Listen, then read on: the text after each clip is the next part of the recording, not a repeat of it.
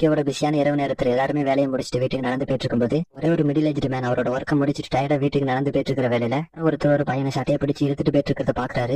போனா அவங்க ரெண்டு பேரும் சண்டை போட தயாராயிட்டு இருக்கேன். இவருமே இது யாருக்குமே தெரியாம ஒடிஞ்சிருந்து பாக்க ஆரம்பிக்கிறாரு. அதுல ரெட் கலர் ஹூடர் போட்டுட்டு ஒருத்தர் இருக்காங்க. அவன் அந்த கதையோட ப்ரோட்டாகனிஸ்ட் ஒகிதா டோமா. ஆனா அந்த கிரே கலர் ஷூட் போட்டிருக்காங்க. அவன் தானே நம்ம ஹீரோ வந்து சந்துக்குள்ள எடுத்துட்டு வந்தான். என்ன நடந்திருக்குன்னா நம்ம ஹீரோ தான் அவங்க கிட்ட சண்டையை இழுத்துருக்காரு. சோ அதனாலதான் அவனை நான் இவ்வளவு மஸ்குலரா இருக்கிறேன். இதை பார்த்த பிறகு நீ என்கிட்ட சண்டை எடுக்கிறானா கண்டிப்பா நீ ஒரு பைத்தியமா தான் இருக்க முடியும் அப்படின்னு சொல்ல. ஆனா நம்ம ஹீரோ அவனை கூட கொஞ்சம் இன்சல்ட் பண்ணிட்டு இருக்கேன். இவ்வளவு பெரிய ஆளா இருந்தா என்கிட்ட சண்டை போட்டு காமி அப்படின்னு சொல்லும்போது இவனுமே பயங்கரமா ட்ரிகர் ஆகி அவனோட ஷர்ட்டை கிழிச்சு போட்டுட்டு நம்ம ஹீரோவை பஞ்ச் பண்ண வருவானா. நம்ம ஹீரோ எல்லா பஞ்சும் வந்து ஈஸியாவே டாச் பண்ணிட்டு இருப்பாரா. ஆனா கீழே ஒரு பாட்டில் இருக்கும். அதை உடச்சு நம்ம ஹீரோ மேல வீச ஜஸ்ட் மிஸ் அவனோட ஃபோர்ஸபிளான கிக்ல மாட்டிருப்பாரு. ஆனா அவனை இப்படி தப்பிச்சு வரதுக்காகவே என்கிட்ட சண்டை எடுத்த அப்படின்னு கேட்க பேசி ஃபுல்லா கூட முடிச்சிருக்க மாட்டான். அவனோட ஃபேஸ்ல ஒரு பஞ்சு கொடுக்க கருப்பாயிரம் என்ன அடிச்சிட்டியான்னு சொல்லிட்டு மறுபடியும் பஞ்ச் பண்ண வருவானா. அந்த ஒரு கிக் கொடுக்க அவன் முட்டை போட்டு உட்காந்துருவான். ரொம்ப கருப்பான நம்ம அந்த ஃபுல் ஃபோர்ஸை யூஸ் பண்ணி பஞ்ச் பண்றதுக்காக வருவானா. அவனோட ஃபோர்ஸை யூஸ் பண்ணி அவனோட போன்ஸை வந்து டிஸ்லோகேட் பண்ணி விட்டுருவாரு நம்ம ஹீரோ. சைடு ஆம் டிஸ்லோகேட் ஆன போதுமே கூட சண்டை போடுறதுக்காக வருவானா. நம்ம ஹீரோ வந்து ஃபினிஷிங் பிளாக் கொடுத்துட்டு திரும்பும்போது இவ்வளவு நேரமா அந்த ஃபைட் அந்த பெரியவர் பாத்துட்டு இருந்திருப்பார்ல. நம்ம ஹீரோ கிட்ட உங்களோட நேம் நான் தெரிஞ்சுக்கலாமா அப்படின்னு ஒரு பயம் கலந்த ரெஸ்பெக்டோட கேட்பாரு. ஹீரோவுமே டொக்கிட்டா ஓமா அப்படிங்கிற அவரோட நேம் சொல்லிட்டு சரி உன்னோட நேம் என்ன அப்படின்னு சொல்லி நம்ம ஹீரோ கேட்கும்போது இவருக்குமே ரொம்ப பயமா இருக்கு ஏதாவது பண்ணிடுவானு சொல்லிட்டு இருந்தாலும் அவரோட நேம் சொல்றாரு. தமாஷிட்டா காசு அப்படிங்கிற அவரோட நேமையும் சொல்ல நம்ம ஹீரோ அவரோட நேமை கேட்டுட்டு நீ என் கூட சண்டை போடுறதுக்காக தான் வந்திருக்கேன் அப்படின்னு சொல்லி கேட்க ஒண்ணுமே புரியல. அவன் சீரியஸா தான் கேட்கறான் அப்படிங்கிறது தெரியுது. அவருக்கு மூச்சை முட்டுது. அவரோட வாயில இருந்து வார்த்தையே வர மாட்டேங்குது. இப்படியே தட்டி தரு மாதிரி இல்ல உங்க கூட நான் சண்டை போட வரல அப்படின்னு சொல்ல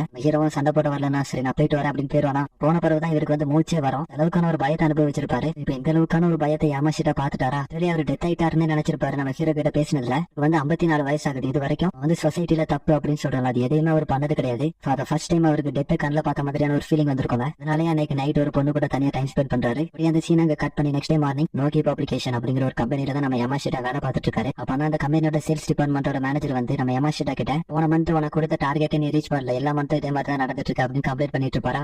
நெக்ஸ்ட் மந்த் இந்த மாதிரி நடக்காது அப்படின்ற மாதிரி சொல்லிட்டு இருக்கு. இதே தான் ஒவ்வொரு மந்தோட எண்டுமே சொல்லிட்டு இருக்கு. ஆனா ஒரு இம்ப்ரூவ் மட்டுமே இல்லை அப்படின்ற மாதிரி சொல்லிட்டு இருப்பானா. யாமாஷிட்டாக்கு வந்து கடுப்பா இருக்கும். ஒரு சின்ன பையன் என்ன கத்திட்டு இருக்கான்னு சொல்லிட்டு எஸ் இவனோட உழைப்பால அவன் வந்து மேனேஜர் ஆயிருந்தா பரவாயில்ல. ஆனா இவனுக்கு இந்த கம்பெனியோட சீஃப் வந்து இந்த வருவாரு அப்படிங்கறனால இவனுக்கு இந்த வேலை கிடைச்சிருக்கும். ஆனா இப்ப மட்டும் நான் நம்ம ஹீரோ மாதிரி பவர்ஃபுல்லா இருந்தானா இப்ப தூக்கி போட்டு மிதிச்சிருப்பேன் அப்படின்ற மாதிரி நினைச்சிட்டு பாரா. இவரு இந்த மாதிரி நினைச்சிட்டு இருக்கும்போது அந்த இடத்துக்கு அந்த கம்பெனியோட பிரசிடென்ட் வருவாரா. வந்தது நம்ம யாமாஷிட்டாவை பார்த்து உன்னை வந்து சீஃப் மீட் பண்ணணும்னு சொன்னாங்க. நீ வந்து நம்ம கம்பெனியோட ஹெட் குவார்டர்ஸ் பேரு என்ன பிரச்சனை பண்ணி வச்ச அப்படின்ற மாதிரி அவரோட ஃபேஸை மாத்தி சொல்லும்போது அவ்வளவுதான் சொல்லி முடிஞ்சிருச்சு அப்படின்ற மாதிரி யாமாஷிட்டா பாத்துட்டு பாரா. இட்டிசியில யாமாஷிட்டா சேர்மனை பாக்குறதுக்காக போயிருப்பாரா. சேர்மன் நார்மலா தான் இருக்காரு. ஆனா இவருக்கு பயம் தாங்கல. நார்மலா அந்த கம்பெனியில ஒர்க் பண்ணக்கூடிய ஒரு எம்ப்ளாயி சேர்மனை கூப்பிட்டு இருக்காரு. நான் என்ன பண்ண அப்படின்னு சொல்லி யோசிச்சுட்டு பாரா. அப்பதான் சேர்மனமே கூப்பிட்ட விஷயத்தை பேச ஆரம்பிக்கிறாரு. ஒரு 2 பேருக்கு இடையில பிரச்சனை அது எப்படி தீர்த்து வைப்பேன்னு கேட்பாரா.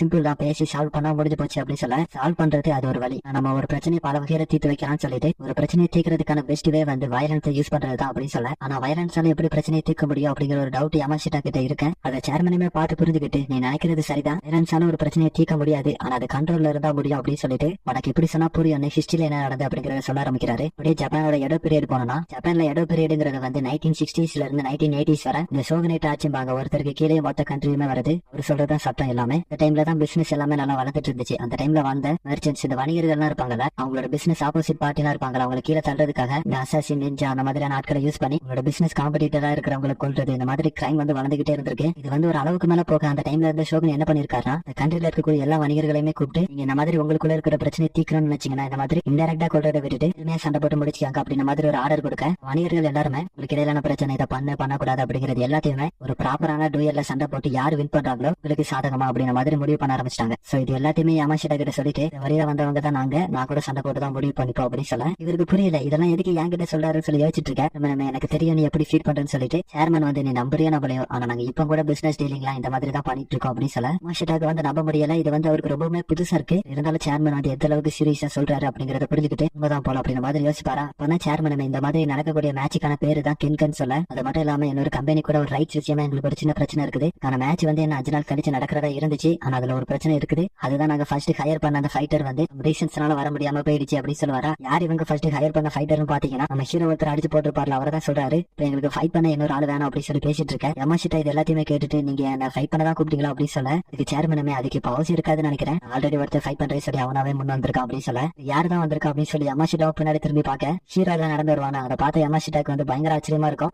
அப்படின்னு சொல்லி இவங்க யோசிச்சுட்டு இருக்க 2 பேருமே மாத்தி மாத்தி பேசிக்கிறத வச்சு சேர்மனமே 2 பேருமே ஆல்ரெடி மீட் பண்ணிருக்கீங்களா அப்படின்னு சொல்லி கேட்க அப்படி நீங்க 2 பேரும் ஆல்ரெடி பழக்கம்னா எங்களோட வேலை வந்து ஈஸியா முடிஞ்சிடும். நான் இப்போதுல இருந்து யாமாஷிட்டா இருக்காருல அவர் தான் நம்ம ஹீரோவை பாத்துக்க போறாரு. நம்ம ஹீரோவை பார்த்து உனக்கு ஏதாவது தேவைன்னா யாமாஷிட்டா கிட்ட கேட்டுக்க அப்படின்னு சொல்ல யாமாஷிட்டாக்கு ஒண்ணுமே புரியல. நம்ம ஹீரோவை பார்த்தாலே அவருக்கு அந்த அளவுக்கு ஷிவரிங் ஆகும். இவன் கூட 5 நாள் இருக்கணுமா அப்படின்னு சொல்லி வாயை பொழந்துட்டு பாரா. இவங்க 2 பேரும் போன பிறகு சேர்மனோட பிஏ இருக்காங்களா அவங்க சேர்மன் கிட்ட நம்ம ஹையர் பண்ணாலும் அடிச்சது வந்து நம்ம ஹீரோவா தான் இருக்கும் அப்படின்னு சொல்ல சேர்மனுக்குமே தெரிஞ்சிருக்கு நம்ம ஹீரோ தான் இதை பண்ணிருப்பாருன்னு சொல்லிட்டு இருந்துமே ஹையர் பண்ணிருக்காருன்னா ஃபர்ஸ்ட் ஹையர் பண்ணாலே அடிச்சு போட்டிருக்காருன்னா நம்ம ஹீரோ வந்து எந்த அளவுக்கு பவர்ஃபுல்லா இருக்கணும்னு சொல்லிட்டு தான் வேலைக்கு ஹையர் பண்ணிருப்பாங்க. அப்பனா அந்த பிஏ வந்து சரி அவர் பரவாயில்ல, இதுக்காக அந்த நார்மல் எம்ப்ளாய் கிட்ட கிரிக்கெட் மேட்ச் பத்தி சொன்னீங்க, நமக்கு ஃபைட்டர்ஸ் டேக் கேர் பண்றதுக்கு நிறைய பேர் இருக்காங்க, எதுக்காக பர்டிகுலர் அவனை சூஸ் பண்ணீங்கன்னு சொல்லி கேட்கும்போது அதுக்கு சேர்மனுமே அவனை பாத்துக்கிறதுக்காக தான் அப்படின்ற மாதிரி நார்மலா பதில் சொல்லுவாரா. இங்க செக்ரட்டரிக்குமே தெரியுது இவர் ஏதோ மறைக்கிறாருன்னு சொல்லிட்டு அதே சமயத்துல சேர்மனுமே நம்ம ஹீரோவோட உண்மையான முகம் எது அப்படிங்கறத கண்டுபிடிக்கிறேன்னு சொல்லி யோசிச்சுட்டு இருக்க. வெளியே போன நம்ம ஹீரோ கிட்ட யமாஷிட்டா ஓடி வந்து ஹீரோ கிட்ட அவர் சொன்ன ஆஃபர் வந்து நீங்க ஏத்துக்க கூடாது, ஃபைட் பண்றதுங்கிறது கிரைம் அப்படின்ற மாதிரி சொல்லிட்டு இருப்பாரா. ஹீரோ வந்து அதுக்கெல்லாம் ஆன்சர் பண்ணல, சாப்பிட போலாமா அப்படின்னு சொல்ல இவருக்கு வந்து நம்ம ஹீரோ நார்மலா கேட்டதே என்ன வச்சு மிரட்டி கேட்ட மாதிரி இருந்திருக்கும். அவருமே ஓகே அப்படின்னு சொல்லி ஒத்துப்பாரா. அதோட அந்த சீனங்க கட் பண்ணி நெக்ஸ்ட் டே மார்னிங் யமாஷிட்டா இருக்காருல அவரோட டே லைஃப் தான் காமிக்கிறாங்க. அவர் வந்து 34 வருஷமா நோகி கம்பெனிக்காக வேலை பார்த்துட்டு இருக்காரு.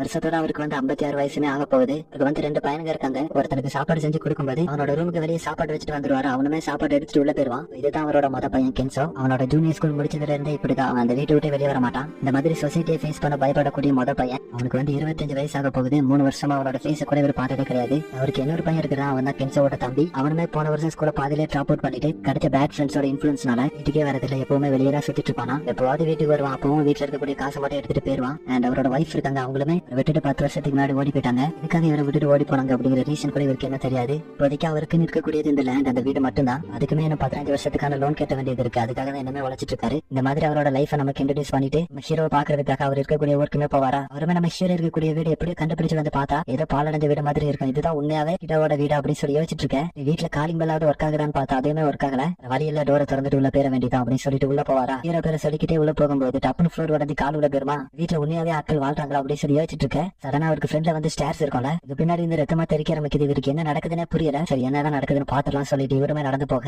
பின்னாடி வந்து ரத்த கயிறே நம்ம ஹீரோ வந்து இப்படி நிப்பாரா. பார்த்து யாமிச்சிட்டா என்ன கொலை பண்ணிடாது அப்படின்னு சொல்லி கத்திட்டு இருக்கேன். கொஞ்சம் தெளிவா யாரு அப்படின்னு பேச பார்க்கும்போதுதான் அவருக்குமே தெரியுது. கிட்ட நீங்க நானும் பயந்துட்டேன் அப்படின்னு சொல்லிட்டு இவ்வளவு ரத்தமா இருக்குது, ஏதாட்டும் உங்களுக்கு அடிப்பட்டு ஆம்புலன்ஸ் கால் பண்ணவா அப்படின்னு சொல்லி கேட்க நம்ம ஹீரோ இது வந்து என்னோட பிளட் கிடையாது, அது பின்னாடி இருக்குல்ல அதோட பிளட் தான் அப்படி சொல்ல பின்னாடி அப்படி சொல்லிட்டு திரும்பி பார்த்தா அவ்வளவு பெரிய வைல்டு பேர் அடிச்சு போட்டிருப்பான். இவ்வளவு பெரிய காட்டு பண்ணியை பார்த்துதான் அவருமே பயத்தில் அலறிட்டு இருப்பாரா. அனிமேஷன் வந்து பேக்ரவுண்ட்ல ஃபுல்லாவே சூப்பரா இருக்குது. கேரக்டர் மட்டும் 3D அனிமேஷன் போது கொஞ்சம் பாக்குறதுக்கு ஏதாவது இருக்குது. பட் 2D அனிமேஷனே பண்ணிருக்கலாம். இதுக்காக 3D அனிமேஷன் பண்ணாருங்க தெரியல. இந்த மாதிரி தான் பேசிக்கருக்குமே பண்ணி கேவலப்படுத்தி வச்சிருப்பானுங்க. சேக்கர் அது வந்து ரொம்பவுமே மோசமா இருக்கும். இது பரவாயில்ல. ஓகே நம்ம இப்ப கதைக்குள்ள வந்துடலாம். யாமிச்சிட்டா இருக்கார்ல, அவருமே நம்ம ஹீரோ கிட்ட இப்ப எதுக்காக பண்ணி அடிச்சு சாப்பிட்டு இருக்கீங்க அப்படின்னு சொல்லி கேட்க நம்ம ஹீரோ அனிமல்ஸ் சாப்பிடுறது வந்து நார்மல் தானே அப்படின்னு சொல்ல இவருமே நம்ம என்ன கேள்வி கேட்டாங்க சைட்டா ஒரே பாயிண்ட்ல ஆன்சர் சொல்லிடுறாங்க அப்படின்னு சொல்லி யோசிச்சுட்டு பாரு. அதான் நம்ம ஹீரோ யாமிச்சிட்டா பார்த்து உன்னோட ஃப்ரெண்ட்ஸ் 2 பேர் வந்திருக்காங்க அப்படின்னு சொல்ல என்னோட ஃப்ரெண்ட்ஸ் நான் தனியா தானே வந்து அப்படி சொல்லி யோசிச்சுட்டு இருக்கேன். பில்டிங்கோட டோரை உடைச்சிட்டு 2 பேர் உள்ள வருவாங்க. நம்ம ஹீரோ அவனை கூட சண்டை போட்டு தயாராயிட்டு இருக்கும்போது கூட்டிட்டு போட்டதுல ஒருத்த மட்டும் அவனோட ஃபேஸ் காமிப்பானா. அவனை பார்த்துட்டுமே யாமிச்சிட்டாக்கு இவனை எங்கேயோ பார்த்த மாதிரி ஃபீல் ஆகுது. நினைக்கிறது கரெக்டா நீதான் இவான் கரவா அப்படின்னு சொல்லி நேம மென்ஷன் பண்ணுவாரு. நம்ம ஹீரோக்கு வந்து என்ன நடக்குதுன்னு புரியல. யாமிச்சிட்டா பார்த்து உனக்கு அவனை தெரியுமான்னு சொல்லி கேட்க அவருமே சொல்ல ஆரம்பிக்கிறாரு. இவன் வந்து ஒரு ரஷ்யன் கிக் பாக்ஸர், ரீசெண்டா கிக் பாக்ஸிங்ல வந்து பயங்கரமா பெர்ஃபார்ம் பண்ணிட்டு இருக்கான். எதுக்காக இங்க வந்திருக்கான்னு சொல்லி யோசிச்சுட்டு பாரா. அதே சமயத்துல இவான் இருக்கான், அவனுமே ஒண்ணுமே இல்ல பிசினஸ் சம்பந்தமா தான் அப்படின்னு சொல்ல இந்த எபிசோடுமே இந்த இடத்துல எண்ட் ஆகுது.